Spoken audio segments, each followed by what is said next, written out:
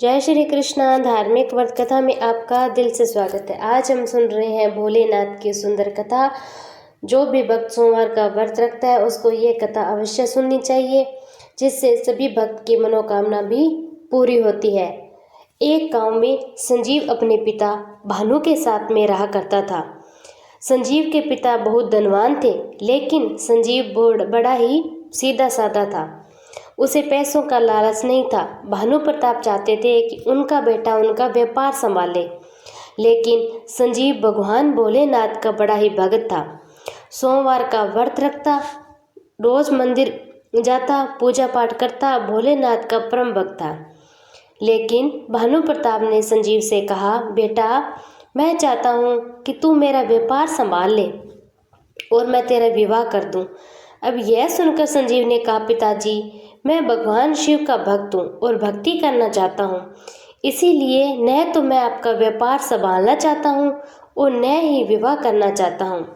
यह सुनकर भानु प्रताप सोच में डूब गया और अगले दिन भानु प्रताप ने यह बात अपने मित्र घनश्याम को बताई।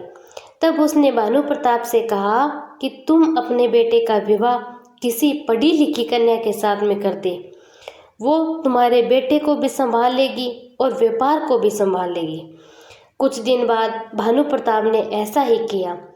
एक सुयोग्य कन्या देखकर संजीव का विवाह उसके साथ में कर दिया।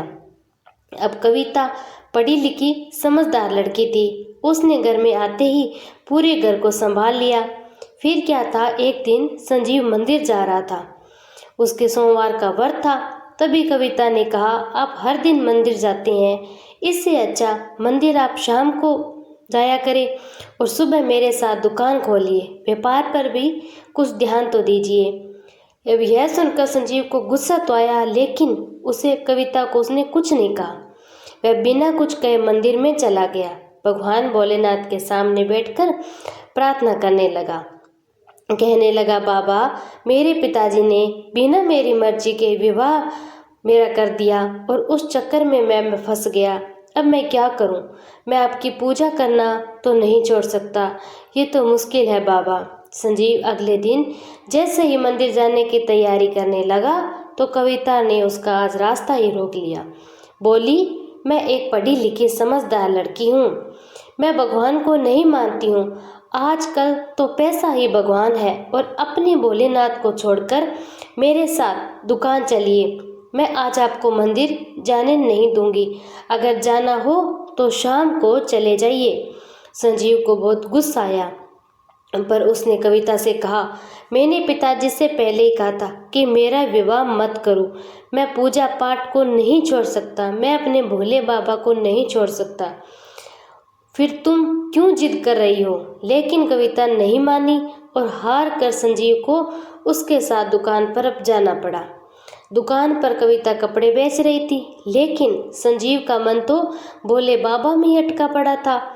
मन ये सोच रहा था कि आज मैं मंदिर नहीं गया, आज मैंने मेरे भोले बाबा का दर्शन नहीं किया, आज का दिन तो बड़ा ही व्यर्थ का निकला। इसीलिए वह बहुत परेशान भी था। तभी दुकान पर एक बूढ़ा आदमी आया। उसके कपड़े फटे हुए थे।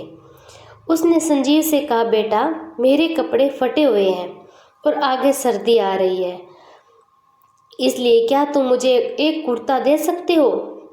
लेकिन मेरे पास पैसे नहीं है। संजीव को उस पर दया आ गई। उसने तुरंत एक कुर्ता निकाला और बूढ़े आदमी को देने लगा। तभी कविता ने उसे रोक लिया। कहने लगी, ये आप क्या कर रहे हो? बिना दाम लिए इसे कपड़े दे रहे हो? यदि हमने ऐसा किया तो हमें बहुत नुकसान हो जाएगा। कविता ने उस बूढ़े आदमी से वो कुर्ता छीन लिया और कहा, चुपचाप यहाँ से चले जाओ, पूरे दाम लिए बगैर हम कुर्ता आपको नहीं दे सकते। यह सुनकर बूढ़ा आदमी वापस चला गया था, लेकिन संजीव को अच्छा नहीं लगा। बहुत गुस्सा आया संजीव को। दोपहर के समय उसने कविता को खाना बनाने के लिए घर भेज दिया। तब संजीव को एक आइडिया आया कि यह कुर्ता लेकर बूढ़े आदमी को ढूंढने निकल पड़ा। काफ़ी ढूंढने के बाद जब वह नहीं मिला तो वह शिव जी के मंदिर पहुंच गया। उसने देखा कि मंदिर की सीढ़ियों पर वही बूढ़ा आदमी बैठा है। संजीव ने आवाज़ दी, बाबा ओ बाबा, देखिए मैं आपके लिए कुर्ता लाया हूँ। अब बूढ़े आदमी ने संजीव की आवाज़ सुनी और उठकर मंदिर के पीछे चला गया। संजीव आवाज़ देते देते पीछे पीछे चला गया। मंदिर के पीछे जाने पर उसने देखा वह बूढ़ा आदमी वहीं पर खड़ा था। अब संजीव ने उससे कहा, बाबा मैं आपके लिए दुकान से चुराकर कुर्ता लाया हूँ और आपको मैं काफ़ी देर से ढूंढ रहा हूँ। आप जल्दी जल्दी ये कुर्ता पहन लीजिए। अगर दुकान पर मेरी पत्नी आ गई तो उसे पता चल जाएगा कि मैं कहाँ चला गया। यह कहकर उस बूढ़े आदमी को कुर्ता देने लगा। बूढ़े आदमी ने कहा, बेटा कुर्ता तो बहाना था, मैं तो केवल तुझे देखने आया था। तू हर दिन मुझे मिलने आता है, इसलिए आज मैंने सोचा मैं तुमसे मिलने आ जाऊं। अब यह सुनकर संजीव ने कहा, लेकिन बाबा मैंने तो आपको पहली बार ही देखा है, मैंने तो आपको पहले कभी नहीं देखा। तभी वह बूढ़ा आदमी भोलेनाथ के रूप में प्रकट हो गया।